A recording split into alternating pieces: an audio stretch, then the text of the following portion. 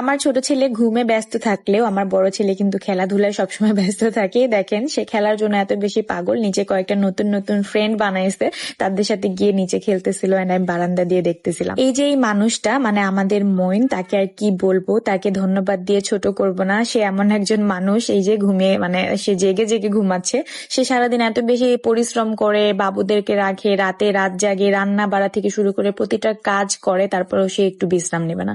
যদি বলি মইন একটু ঘুমান, বাট না, সে ঘুমাবে না। সত্যি বলতে এই মানুষটা না থাকলে হয়তো বা আমাদের চলার পথটা একটু কঠিন হয়ে যেত, কারণ 2 বাচ্চা সামলিয়ে বিজনেস, সংসারের বাইরে যে কাজগুলা, সেই কাজগুলা করা আসলে অনেক বেশি টাফ হয়ে যায়। তো সবকিছুর জন্য আসলে আলহামদুলিল্লাহ। সারাদিন তো আজকে বাইরে খাওয়া দাওয়া, ঘোরাফেরা, কেনাকাটা সবকিছুই চললো। সন্ধ্যার দিকে একটু আমার বড় ছেলের জন্য একটু কেক কাটতেছিলাম। আসলে সেইগুলো আসলে ওইভাবে বুঝে না, বাট কেক কাটাটা একটু বেশি এনজয় করে, সো তার জন্য কেক নিয়ে এসে তার বাবা নিয়ে আসছে এন্ড আমরা সবাই মিলে কেকটা কাটা এনজয় করছিলাম এন্ড সে অনেক বেশি হ্যাপি ছিল।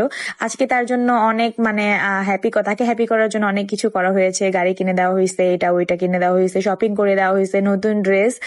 তো এই তো আজকের ভিডিও এই পর্যন্তই ছিল। আমরা সবাই মিলে কেক কাটছিলাম এন্ড খাচ্ছিলাম। দেখা হয়ে যাবে সবার সাথে নেক্সট ভিডিওতে। আল্লাহ হাফিজ and thank you so much for watching.